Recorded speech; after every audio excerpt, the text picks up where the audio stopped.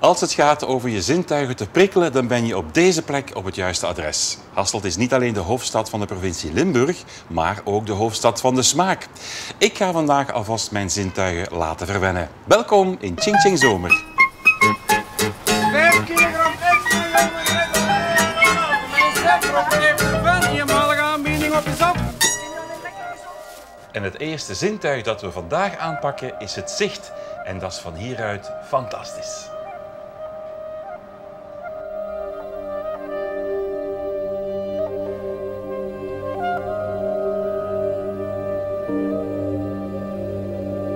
Als er iets is dat je bij een bezoek aan Hasselt niet links mag laten liggen, is het dit wel. Het Modemuseum. Misschien wel de ideale voorbereiding voor het echte shoppen in de winkelstraten van Hasselt. Romy, Hasselt en het Modemuseum, wat hebben die met elkaar te maken? Hasselt is vanaf de Tweede Wereldoorlog een belangrijk handelscentrum met veel mooie boutiques waar mensen komen shoppen. Dus vandaar ook het Modemuseum. Ja, maar jullie willen nog dieper graven in de geschiedenis. Ja, wij zouden graag die geschiedenis helemaal terug reconstrueren. Dus we zoeken mensen die gewerkt hebben, verkoopsters uit die boutiques of naaisters die hier in het Hasseltse te werk gesteld waren. Ja. Om de getuigenissen te completeren. Fantastisch. Zeg, hoeveel stukken heeft het Modemuseum eigenlijk? We hebben ongeveer 16.000 stuks. Wow. Maar dat is niet enkel kleding, dat zijn ook accessoires en verder kinderkleding, mannenkleding, vrouwenkleding. Ja, en een beperkt aantal staat hier nu op deze tentoonstelling. Hè? Ja, dat klopt. We hebben hier nu momenteel in het Modemuseum de tentoonstelling Dressing the 20th Century. Dus vrouwenmode uit de 20e eeuw met nadruk op de ontwerpers. Ja. Dus je kan hier vele topontwerpers komen bewonderen, zoals Chanel, Dior, Balmain, Balenciaga.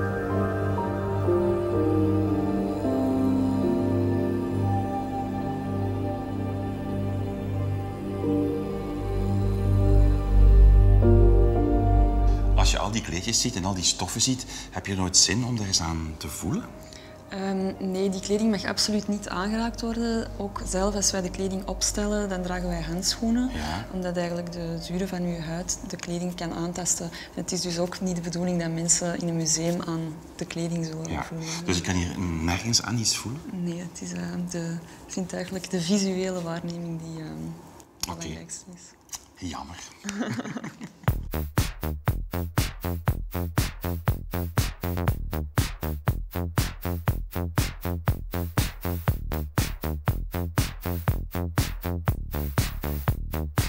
We komen hier aan in de jaren 60, Romy. Wat was er toen zo bijzonder? In de jaren 60 komt de jeugdcultuur op en dat reflecteert zich in de mode. We zien hoe dat modeontwerpers dat overnemen op de catwalk. Dus de mode wordt eigenlijk van de straat naar de catwalk overgebracht. Dus dat uitzicht in een jeugdige, kleurrijke stijl. Mooi. Maar anderzijds zien we ook nog de klassiekere lijn, waaronder dit mantelpakje van Chanel. Wat is dat zo speciaal aan? Dat mantelpakje dat is gedragen geweest door Romy Schneider op het filmfestival van Cannes. In gezelschap van Alain Delon. En dat staat hier zomaar in het Modemuseum? Dat staat hier in het Modemuseum, je kan dat gewoon bewonderen. Fantastisch.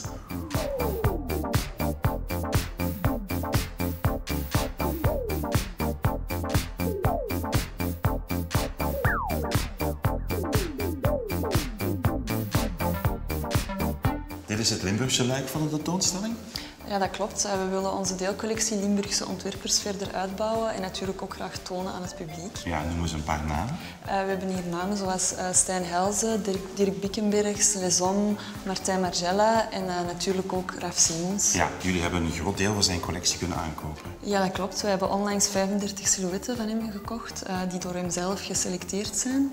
En ze zijn ook erg gegeerd bij buitenlandse musea, zoals Musée des Arts Déco in Parijs. Ja. Maar Raf Simons besliste zelf dat ze thuis hoorden hier in Hasselt. Wauw, trots op Limburg. Dat klopt.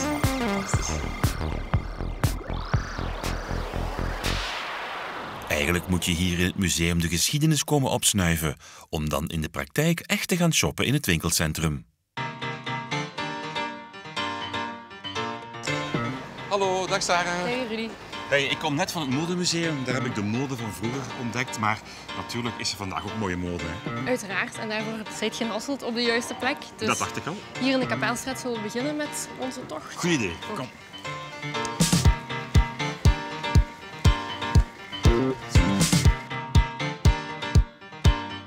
I can see the sun coming up and I need it.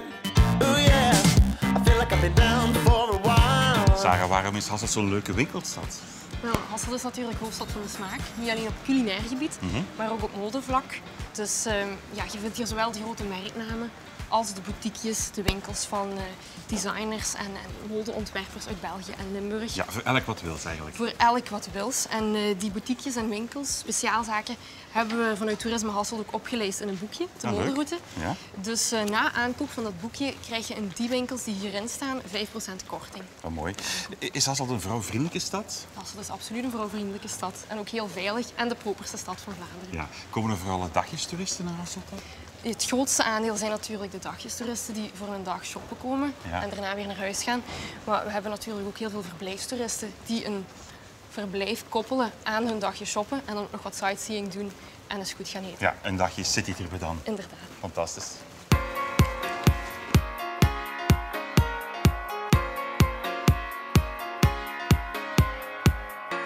Hasselt is niet toevallig een winkelstad geworden, hè? Nee, dat klopt. Het textielverleden van Hasselt dat gaat eigenlijk al ver terug in de tijd. Dus vanaf de 14e eeuw was de lakennijverheid heel belangrijk voor de stad, zowel op sociaal als op economisch vlak. Want 1/5 van de Hasseltse bevolking verdiende dus effectief zijn kost met die lakenweverij.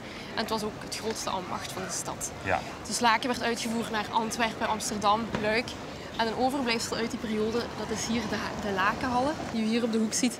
Aan keuzes in Hasselt geen gebrek, voor elk wat wils. En voor wie het alles wat gedurfder mag, ook geen probleem. Hoe dan ook is het tijd om de smaakpapillen op proef te stellen. We staan hier in Huis de Corse-Warem, pal in het centrum van Hasselt. Wat voor een gebouw is dit? Wel, Huis de Corse-Warem is gebouwd als burgerwoning. Tweede helft van de 19e eeuw door de familie de Corse-Warem. Familie Corse-Warem was een van de rijkste families van de stad. Dat zie je ook aan het gebouw. Het is een schitterend pand. De meeste Hasselaren Limburgers kennen het niet, nog niet, want er gaat verandering in komen. Ja, wat ligt er een beetje troosteloos bij, maar daar komt inderdaad verandering in. Het ligt er een beetje troosteloos bij.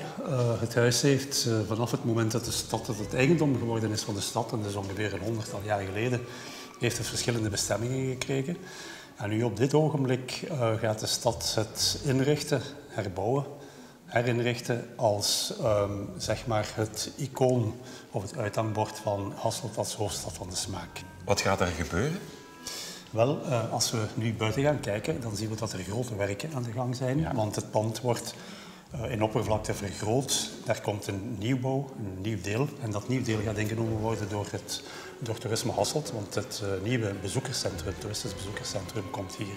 Daar komt een smaakwinkel en daar komt een smaaksalon. En waar we op dit ogenblik hier staan, deze ruimte, dat wordt het smaaksalon. De bedoeling daarvan is dat we met dit smaaksalon en ook met die smaakwinkel de Hasselaren, de Limburgers, de bezoekers en de toeristen willen letterlijk en figuurlijk willen laten proeven van de Hasselse en van de Limburgse smaken. En deze kok, Giovanni Oosters, die gaat dat smaaksalon uitbaten. Ja. Dag Giovanni. Het is wel een rare plaats om te koken Ja, hier, dat is hè? waar. Ja, het is dus iets anders, ik moet zeggen. Het ligt me wel. Ja. Op zo'n werf koken, ja. Ik vind het wel tof. Ja. Zeg, jouw smaaksalon, wat gaat dat worden eigenlijk? Het smaaksalon gaat eigenlijk een toegankelijke plaats worden waar we de Hasselaren en ook natuurlijk de toeristen die naar Hasselt komen gaan verwennen op culinair vlak. Wat ga je dan eigenlijk brengen? Wat zal er op de kaart staan, zo van hapjes? Zo Ja, het is echt wel de bedoeling dat we met streekproducten gaan werken. Dus echt Limburgs. Natuurlijk de Hasselse Genever en chocolade en speculaas. Het kan allemaal natuurlijk niet ontbreken. Ja. Maar we gaan toch wel Limburgse producten in het algemeen promoten op ons bord. Ja, zoals je hier ook al iets aan het maken bent, eigenlijk, wat is het precies? Ja, dit is eigenlijk, ik noem het Hasselse hoekjes. Ja? In het plat kan ik het niet zeggen, maar dat gaan waarschijnlijk... Hasselse hiksjes of zo? Ja, waarschijnlijk. Enfin, Het zal zoiets worden. Dit is eigenlijk een variant op de croque monsieur. En zo gaat het eigenlijk alsmaar verder. Kan ik jou misschien een handje helpen? Natuurlijk, weet ik. Ik heb hier gele komkommer. Ik kom bij mij uit... Gele komkommer? Dat smaakt iets zelf dan... De pitjes zijn iets dikker. Ik kom bij mij uit de Seire. Dus die mag nog op het Hassels hoekje gelegd worden.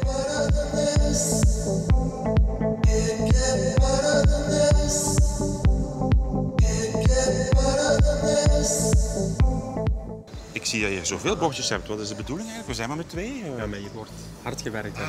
Voor die mensen allemaal Dat is zeker. een huisartsje te geven. Voilà. Goed idee. Hier zijn we met de hapjes. Alsjeblieft. Alsjeblieft. Merci. Alsjeblieft. Dank u. Smakelijk. Smakelijk. Essels Hikske. Essels Hikski. Hesselshiksje. Hesselshiksje. Dan gaan we dus proeven of het lekker is. Hè? Vanaf nu, nieuw streekproduct, hè? Ja, sowieso. Giovanni, de bordjes zijn leeg. Het heeft goed gesmaakt. Dankjewel. Is er misschien nog tijd en plaats voor een beetje iets extra? Ik ben een zoete kou en om mijn smaakpapillen extra te koesteren. Zo een dessert. Voor u heb ik nog een dessert. Ja? Oh, fantastisch. Ik heb gemarineerde kersen met Hasselse Genever, een moesje van kersen. En dan heb ik een bros gemaakt, eigenlijk een soort luchtige chocolade van Fairtrade chocolade. Je gaat dat dadelijk zien. Ja? Dat is eigenlijk, er zitten heel veel luchtbellen in, dus dat is ook heel licht. Pak dat maar eens vast. Oh ja. Dat is super lekker. En daar een beetje limoenijs bij. Dus ik hoop dat dat uw smaakpapillen gaat... Dat is perfect voor mijn smaakpapillen. Okay. Ik weet het nu al.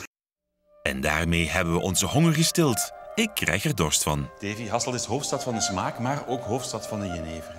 Ja, en we kunnen het dan ook niet beter treffen dan hier in het Nationaal Jenevermuseum, waar we nog effectief een aantal graanjenevers en likeuren maken in een 19e-eeuwse stokerij. Ja. Wie jenever zegt, denkt vooral aan proeven, maar jenever is ook ruiken. Hè? Wel, het is in eerste instantie ruiken en ik stel voor dat we het dan ook eens onmiddellijk proberen. Ja, goed idee. Kom. Wat wij moeten hebben is hier het hart, de ziel van ons stooksel, de middelloop ook genoemd. Ja. En dat is al meer de richting die we uit moeten. Maar laat je ditzelfde product 12 jaar op houten vaten rijpen, dan krijg je dit een hele andere kleur en ook een heel zachte neus, zoals we dat zeggen. Ja, het ruikt heel goed. Hè? En dit is dus onze moutwijn. En de moutwijn, als we daar dan kruiden aan gaan toevoegen, ja, dan hebben we onze jenever. Ja. Het is jammer dat we geen geurtelevisie maken, want de aroma's die hier hangen, die zijn fantastisch. Hè? Wat is dat precies? Wel, dit zijn een aantal kruiden die verwerkt werden in jenever. Vandaag nog verwerkt worden in onze museumjenever. Ja. En hier als voorbeeld heb je gentiaanwortel. Ja. Je kunt alles ruiken. En die gentiaanwortel die zorgt voor een iets wat bittere smaak in jenever. Die wordt een beetje gecompenseerd door ons karwijzaad. Dat ziet je hier, je kunt ook eens aan ruiken. En dat karwijzaad dat geeft op zijn beurt dan weer een frisse toets aan jenever. En door die combinatie van bepaalde verhoudingen van verschillende kruiden creëert de stoker zijn geheim recept waar wij dan allemaal van kunnen proeven. Ja. Over proeven gesproken, ik heb nog altijd niks geproefd hier eigenlijk. Wel, ik stel voor dat we onze museumjenevers en een aantal likeuren eens gaan proeven. Dat lijkt me een heel goed idee. Ja. Ja, jeneverproeven, dat is niet zomaar een glaasje pakken en achterover kappen. Hè? Nee, dat klopt. Zoals we daar straks al gezegd hebben, proeven is vooral ruiken. En dat doen we hier ook, maar proeven mag ook wel natuurlijk. Hè. Ja. Wat wij hier doen in het Jenevermuseum is wat we met een mooi woord noemen food pairing. Food pairing. Food pairing. Ja. En dat wil zeggen dat we de smaak van jenever gaan laten harmoniseren met de smaak van chocolade. Twee producten waar Hasselt toch wel stilaan bekend rond is. En beginnen we van links naar rechts of van rechts naar links? We beginnen van links naar rechts met de eerste twee, dat zijn onze huisgestookte graanjenevers. Ja. En de volgende twee zijn onze huisgestookte likeuren, zoete drankjes. En we drinken en we nemen een hap van de praline en we proeven dat het perfect samengaat. Oké, dat gaan we eens proberen. Oké, gezondheid.